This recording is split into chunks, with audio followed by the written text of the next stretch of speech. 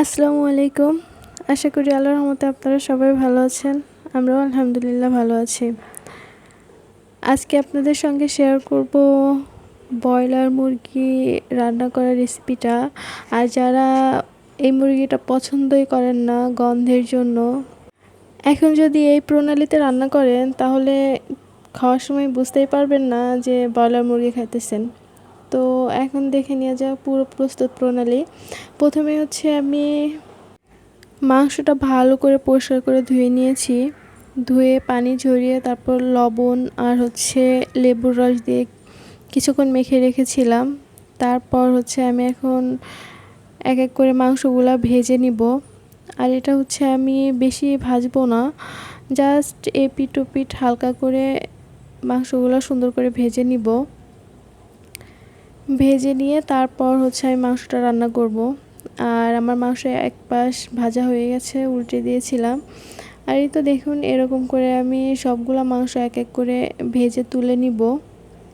এখন বাকি যেগুলো আছে সেগুলোও ভেজে তুলে নিব। আর এর মাঝে হচ্ছে আমি মশলাগুলো নিয়ে নিব, যেমন পেঁয়াজ বাটা, রসুন বাটা, আদা বাটা, জিরা বাটা, আর হচ্ছে হলুদ গুঁড়ো, লঙ্কা গুঁড়ো। মশলাগুলো আমি আলাদা করে রেখে দিলাম। এখন হচ্ছে প্যানে তেল গরম করে, আর এই তেলটা হচ্ছে যে তেলে আমি মুরগির মাংসটা ভাজি করছি সেই তেলটা নিয়ে নিয়েছি। নিয়ে একটু গরম করে তারপর হচ্ছে আমি এখানে পেঁয়াজ কুচি দিয়ে দিলাম। দিয়ে এটা এখন আমি ভালো করে ভেজে পেঁয়াজ বেরেস্তা বানিয়ে নিব।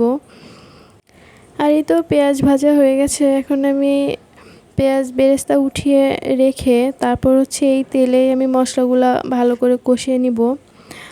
আর এখানে দিয়ে দিলাম হচ্ছে আমি তেজপাতা, এলাচ আর হচ্ছে দারচিনি দিয়ে আমি কয়েক সেকেন্ড ভেজে নিব। ভেজে নেওয়ার পর তারপর যে বাটিতে আলাদা করে যে মশলাটা উঠিয়ে রেখেছিলাম সেটাই দিয়ে দিব। দিয়ে আমি ভালো করে নেড়ে চেড়ে মশলাটা তেলের সঙ্গে মিশিয়ে নিব। এভাবেই নেড়ে চেড়ে মশলাটা ভালো করে কষিয়ে নিব। এর মাঝে মনে হচ্ছিল তেল একটু কম হয়েছে, সেজন্য আরেকটু তেল দিয়ে দিলাম।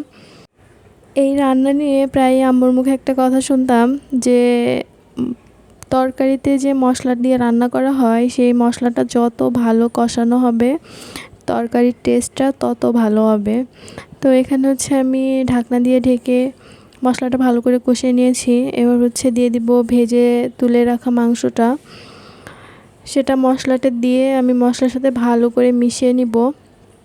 মিশিয়ে নিয়ে এর মাঝে আমি অল্প করে পানিও ব্যবহার করেছিলাম। তো ভালো করে নেড়ে চেড়ে তারপর হচ্ছে আমি ঢাকনা দিয়ে ঢেকে দিব। ঢেকে মাংসটা কষিয়ে নিব। আর এই তো মাংসটা একদম কষানো হয়ে গেছে, ঝোলটা নিচে লেগে লেগে যাচ্ছে। তো এই মুহূর্তে হচ্ছে আমি দিয়ে দিব পানি। আর যেহেতু মাংসটা ভাজা ছিল আর কষানোতেই সেদ্ধ হয়ে গেছে, এই জন্য হচ্ছে আমি এখানে অল্প পরিমাণ পানি দিয়ে দিলাম। দিয়ে তারপর হচ্ছে ভালো করে নেড়েচেড়ে আবার ঢাকনা দিয়ে ঢেকে এবার রান্না করে নিব। আর এই নামানোর 5 মিনিট আগে আমি হচ্ছে এখানে গরম মশলার গুঁড়া দিয়ে দিচ্ছি। গরম মশলার গুঁড়া দিয়ে তারপর আরও 5 মিনিট মতো জাল করে নিয়েছি। এবার হচ্ছে নামানোর আগে দিয়ে দিব পেঁয়াজ বেরেস্তা, তাহলে তরকারির স্বাদটাও যেমন সুন্দর হবে আর হচ্ছে তরকারির ঘ্রাণটাও অনেক ভালো আসবে। আর এইভাবে যদি তরকারি রান্না করেন, মানে ব্রয়লার মাংসটা রান্না করেন, দেখবেন যে ব্রয়লারের কোনোরকম কোনো গন্ধই থাকবে না, খেতেও অনেক মজার হবে। আর দেখুন তরকারির কালারটা কত সুন্দর আসছে, খেতেও আলহামদুলিল্লাহ অনেক মজার ছিল। আপনাদের যদি আমার রেসিপিটা ভালো লাগে বাসায় ট্রাই করতে পারেন, অবশ্যই ভালো লাগবে। দ্বিতীয়বার আবারও রান্না করবেন সেটা আমি বলতে পারি। সবাই ভালো থাকবেন, সুস্থ থাকবেন। আল্লাহ হাফেজ।